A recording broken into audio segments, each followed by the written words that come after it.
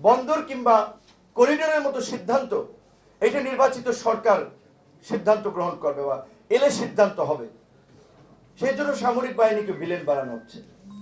যে সেনাবাহিনী 5ই অগস্টের পূর্বেই বলতে গেলে কার্যত ছাত্র জনতার আন্দোলনের পক্ষে একটা অবস্থান নিয়েছে এবং রাজনৈতিক দলগুলো এখন সত্যি কথা বললে যেহেতু আবার ওপেন প্ল্যাটফর্মের কথা তো বাইরে যাচ্ছে, সব মানুষ দেখতে পারবে, শুনতে পারবে।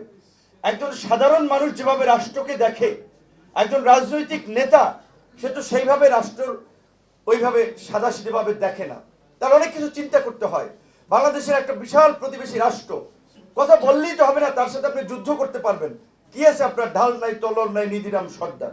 পাকিস্তানে তো পারমাণবিক বোমা আছে, আপনার কি আছে?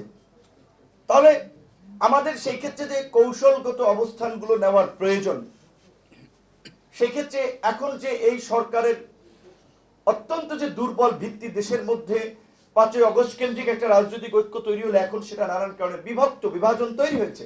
আর তৈরি হওয়াটা স্বাভাবিক, কারণ 5ই অগস্ট লক্ষ্য ছিল হাসিনাকে পতন কারণে।